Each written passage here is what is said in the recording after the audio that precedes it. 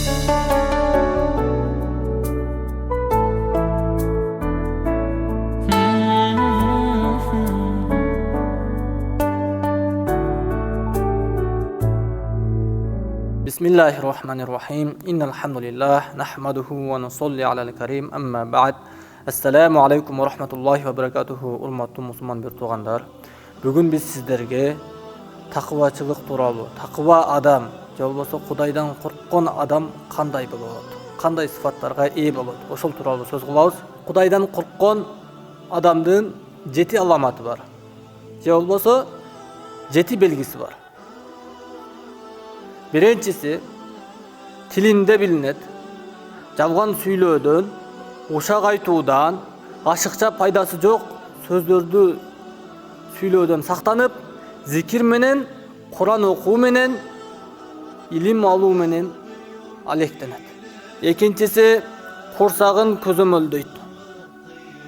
Адал гана тамактарды жеп, арам тамактардан, арам ичимдиктерден алыс болуп, жана өзүнүн муктаждыгына ылайык гана, керектүү гана тамакты жейт, ашыкча тамак жебейт. Үчүнчүсү дагы көзүн башкарууда арамга карабоо, дүйнөнү кызыгуу менен карабастан үлгү алуу максатында кароо.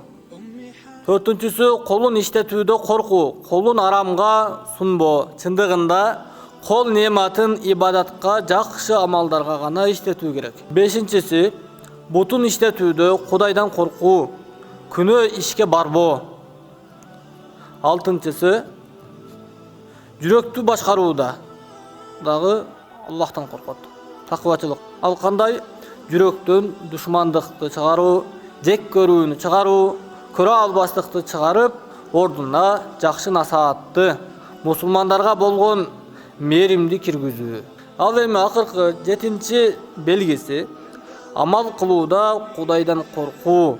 Мисалга, калыс Кудай үчүн гана амал кылуу. Эл көрсүндөн, мунафыктыктан, кожо көрсүн, же болбосо эки жүздүүлүктөн сактануу. Мына, урматтуу мусулман бир туугандар, биз сиздерге такыба адамды кандай билсек болот? Же болбосо такыба инсан кандай сыфаттарга ээ болот? Кандай адамды такыба деп айтканга болот? Ошол тууралуу сиздерге айтып бердик. Ассаламу алейкум ва рахматуллахи ва баракатух.